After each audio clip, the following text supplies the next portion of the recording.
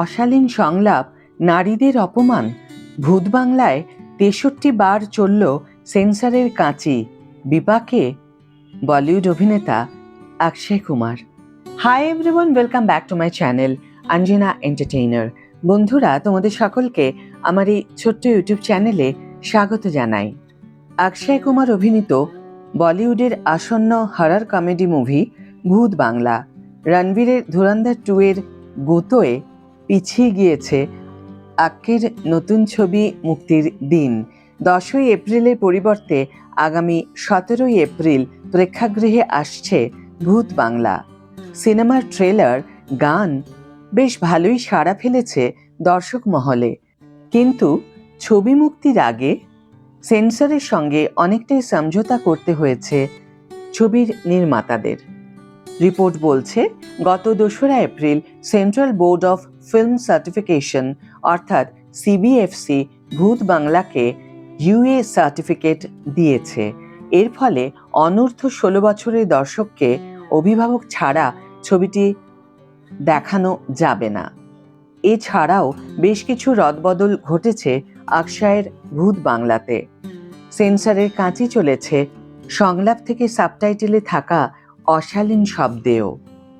জানা যাচ্ছে, সিবিএফসির পরীক্ষক কমিটি ছবির একাধিক বিষয়ে আপত্তি তুলে পরিবর্তনের নির্দেশ দেয় এবং 10 মিনিটের দৃশ্য সিনেমা থেকে ছেঁটে ফেলা হয়েছে।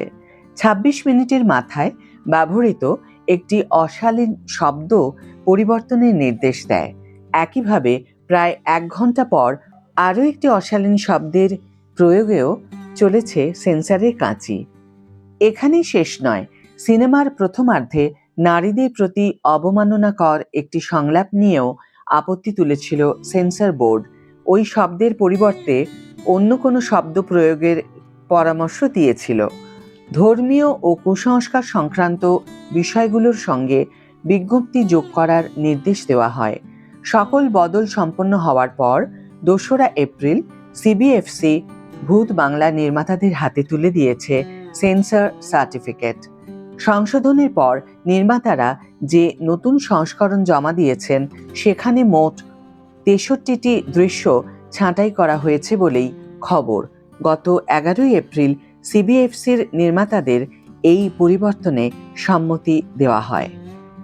আক্কির ভূত বাংলায় বড় যে দৃশ্যে কাঁচি চলেছে তার দৈর্ঘ্য ছিল 72 সেকেন্ড।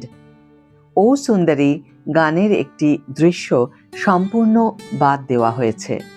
এছাড়াও ওরে ও সাওয়ারিয়া গানের 27 সেকেন্ড বাদ পড়েছে, যার ফলে সিনেমার মোট দৈর্ঘ্য দাঁড়িয়েছে 164 মিনিট 52 সেকেন্ড, অর্থাৎ প্রায় 2 ঘন্টা 44 মিনিট 52 সেকেন্ড।